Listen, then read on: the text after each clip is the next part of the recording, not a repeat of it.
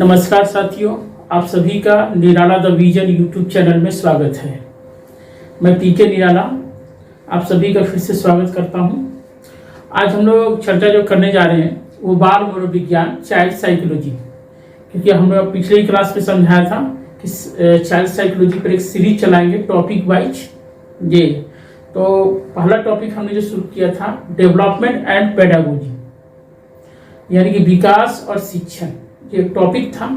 और मैंने आपको बताया था कि उससे संबंधित जो है आपकी परीक्षा में सीटेट में 5 क्वेश्चन और अदर टाइप में 2-3 क्वेश्चन तो आते ही हैं, और प्रत्येक कंपटीशन में 2 क्वेश्चन तो पक्का आते हैं।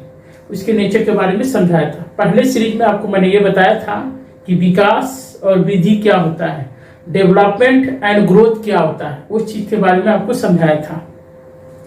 एक एक सीरीज को आप पढ़ते चलेंगे ढंग से तो आपको क्या होगा कि हर चीज समझ में आएगा ढंग से। ठीक है, तो आज हम लोग बात करने जा रहे हैं कि वृद्धि और विकास में अंतर क्या होता है।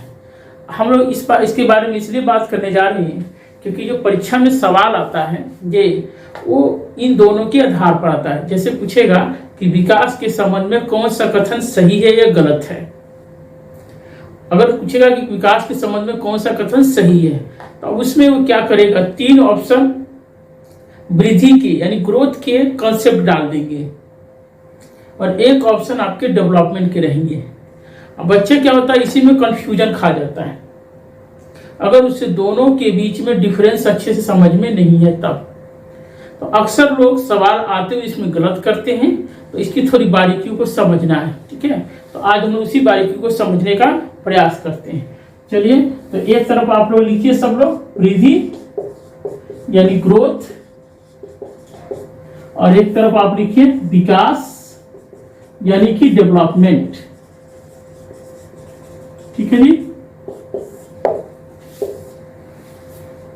Growth and development. ये ध्यान रखिएगा, जब भी आप सवाल बनाइएगा तो इंग्लिश में जरूर पढ़ लीजिएगा, क्योंकि उसका हिंदी जो मीनिंग होता है वो कई हो जाते हैं। ठीक है, तो आप ग्रोथ डेवलपमेंट देख करिएगा, नहीं तो करना। पहला जो अंतर है हम लोग समझने का प्रयास करते हैं, शॉर्ट में ही इसको समझने का प्रयास करते हैं और इसके डिस्कशन करते हैं। जो वृद्धि होता है वो विकास का एक भाग होता है, एक आयाम होता है, एक पार्ट होता है। यानी कि growth is the part of development, यानी जो वृद्धि है वो विकास का एक भाग होता है। और जो विकास होता है वो बालक में होने वाले समस्त परिवर्तन को रेखांकित करता है। समस्त का मतलब संपूर्ण परिवर्तन को। ये बालक में जो होने वाले जितने भी परिवर्तन होते हैं उन तमाम परिवर्तन को हम लोग डेवलपमेंट कहते हैं।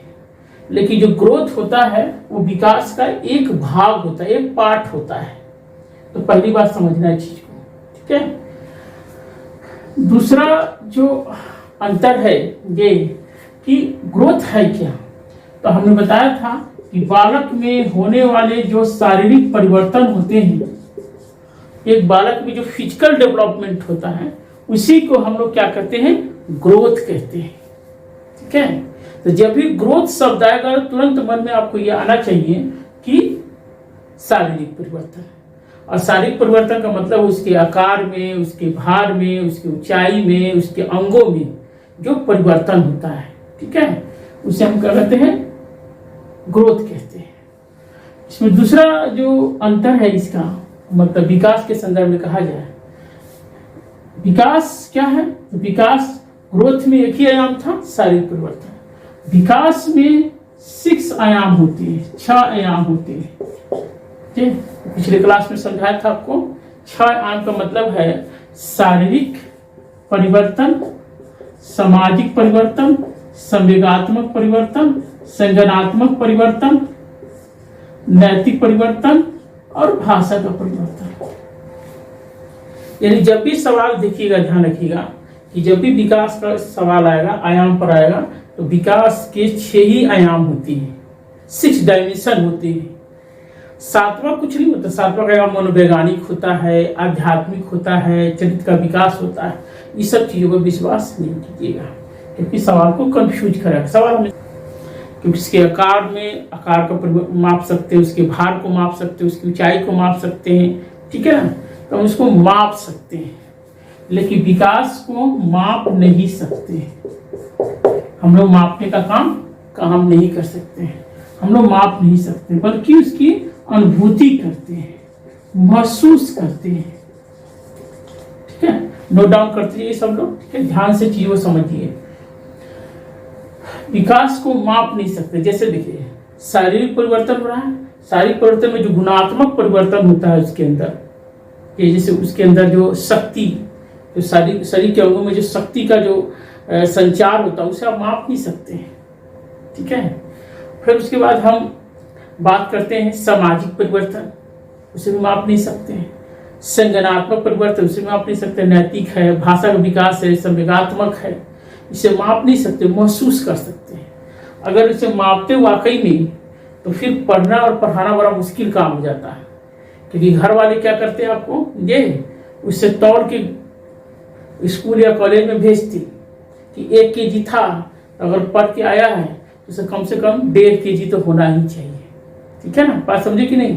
तो मापने का एक दुष्परिणाम भुगतना पड़ता है हम और आपको, यानी कि जो सीखने सिखाने की जो प्रक्रिया है उसे हम सिर्फ महसूस करते हैं, क्या है, ठीक है नहीं। चौथा जो पॉइंट है हमें ये समझना है, हमें इसे हम मात्रात्मक परिवर्तन कहते हैं।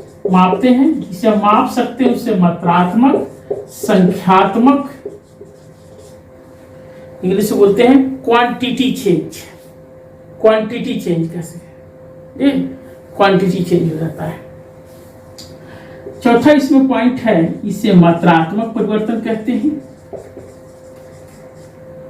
और गुणात्मक परिवर्तन। विकास में क्या होता है, मात्रात्मक और गुणात्मक दोनों होते हैं, क्वांटिटी और क्वालिटी, ठीक है। मात्रात्मक इसलिए है कि शरीर के अंगों को हम माप सकते हैं इस तरह से। गुणात्मक है सामाजिक, नैतिक, संवेगात्मक, भाषा का विकास, से माप नहीं सकते हैं। तो ध्यान रखिएगा, इस पर सवाल आ चुका है परीक्षा में कि विकास में मात्रात्मक और गुणात्मक दोनों परिवर्तन होते हैं, लेकिन वृद्धि में केवल मात्रात्मक परिवर्तन होते हैं, ठीक है। पांचवा जो पॉइंट है कि जो ग्रोथ होता है वो एक निश्चित अवधि के लिए होता है, एक निश्चित अवधि तक विकास करता है। ग्रोथ का मतलब शारीरिक परिवर्तन एक निश्चित अवधि तक होता है, ठीक है। लेकिन जो विकास होता है वो निरंतर जीवन भर चलने वाली प्रक्रिया है, इज ए डिफरेंस बेटर, ठीक है।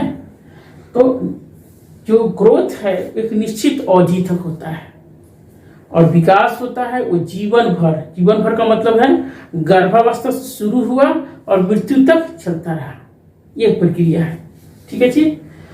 6 पॉइंट जो हमें ये समझना है कि जो वृद्धि है, ये वृद्धि में वृद्धि सकारात्मक भी हो सकती है या नकारात्मक भी हो सकती है, पॉजिटिव या निगेटिव। लेकिन जो विकास होता है वो हमेशा केवल सकारात्मक होता है, पॉजिटिव चेंज होता है, ध्यान रखिएगा, पॉजिटिव चेंज होता है। सकारात्मक या नकारात्मक वृद्धि में, क्योंकि आयु के साथ उसमें बढ़ भी सकती है और कांस्टेंट भी रह सकती है, यथास्थिति भी रह सकती है। लेकिन विकास उसे कहते हैं जिसमें केवल पॉजिटिव चेंज हो, आपके सकारात्मक चेंज लाए, आपको कुछ करने को बढ़ावा दी, कुछ सीखा जाए, इस सेंस में, ठीक है। तो आप ये ध्यान रखिएगा, बहुत इंपॉर्टेंट टॉपिक है ये आपके परीक्षा में और कॉन्सेप्ट को क्लियर करने के लिए इसे हमेशा में रखिए। और इसे ये नहीं कि हमने पढ़ लिया, इसे आप इसे मन में सोचिए भी और इसे व्यवहारिक दुनिया में उतारने का प्रयास भी कीजिए। सवाल या तो टू दी पॉइंट आएगा या तो व्यवहारिकता के साथ आएगा, ठीक है। ओके हो गया क्लियर। तो हम लोग 7वें पॉइंट पर डिस्कस करते हैं। 6 पॉइंट हम लोग पढ़ लिए। 7वां जो पॉइंट है हमारा, क्योंकि वृद्धि में सकारात्मक नकारात्मक परिवर्तन होता है, इसलिए वृद्धि में कोई निश्चित दिशा नहीं होती है, लेकिन विकास में निश्चित दिशा होती है। क्यों? इसलिए होता है क्योंकि विकास केवल सकारात्मक परिवर्तन को कहा जाता है। ये ऑलवेज पॉजिटिव चेंज, ये इसीलिए उसमें क्या होगा, एक निश्चित दिशा होगी। लेकिन यहाँ कोई निश्चित दिशा इसलिए नहीं है क्योंकि ये सकारात्मक भी हो सकती है, नकारात्मक भी हो सकती है। ठीक है, एक पॉइंट, वृद्धि में कोई लक्ष्य नहीं होती है क्योंकि निश्चित दिशा नहीं है तो उसका कोई लक्ष्य नहीं है। लेकिन विकास में एक निश्चित दिशा होती है, इसलिए एक लक्ष्य होता है, इसमें एक एम होता है, एक प्रयोजन होता है। ये एम को ही प्रयोजन कह सकते हैं, लक्ष्य कह सकते हैं, कोई एक निश्चित दिशा हो सकती है।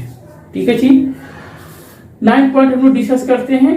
ये 9 की वृद्धि को हम लोग देख सकते हैं, यानी ये मूर्त है, स्थूल है, कंक्रीट है, यानी जो दिखने वाली चीज है उसे हम वृद्धि कहते हैं। जैसे आपका शारीरिक आकार है, उसका भार है, उसकी मोटाई है, ये दिख जाता है। ठीक है, लेकिन आपका जो विकास है वो दिखता नहीं है, वो महसूस होता है, इसलिए ये अमूर्त है, यानी एब्स्ट्रैक्ट है। ठीक है जी, मतलब जो वृद्धि है वो मूर्त है, ये स्थूल है। विकास क्या है? अमूर्त है, क्योंकि हम उसे देख नहीं सकते हैं, और देख नहीं सकते हैं मतलब कि महसूस कर सकते हैं। ठीक है, इस तरह हमने जो है आपको विकास और वृद्धि में आपके अंतर बताया कि क्या अंतर हो सकता है। ठीक है, अंतर और भी हो सकते हैं, लेकिन जो मेनली जो परीक्षा में आपको परीक्षा में पूछा जाता है वो इसी से संबंधित सवाल पूछे जाते हैं। इसको ध्यान से सीखिए। ठीक है, और कहने का अर्थ है कि मतलब और केवल अंतर ही नहीं है कि अंतर है, लेकिन दोनों में एक पूरक संबंध भी है। ठीक है, वृद्धि और विकास में पूरक संबंध है, ये नहीं केवल अंतर है, दोनों अलग ही है, नहीं। एक विकास दूसरे विकास के लिए इंपॉर्टेंट है, वृद्धि जो है विकास के लिए भी, और विकास वृद्धि पर डिपेंड है, इसीलिए दोनों में पूरकता का भी संबंध है। ठीक है, लेकिन आपको जो परीक्षा में सवाल आते हैं वो या तो वृद्धि पर सवाल पूछे जाएंगे या तो विकास पर, लेकिन जब भी सवाल पूछे जाएंगे तो एक दूसरे के सवाल को मतलब जो है एक दूसरे को इंटर करेक्ट कर पूछे जाएंगे। ठीक है, तो इसीलिए आप जब भी सवाल को पढ़िए तो थोड़ा सा डिफरेंस को पूरा समझ लीजिए अच्छे से, और इसमें जब भी सवाल आएंगे वो फैक्ट बेस्ड नहीं आएंगे, वो कॉन्सेप्ट बेस्ड सवाल आएंगे। ठीक है जी, ओके, ठीक है, थैंक यू।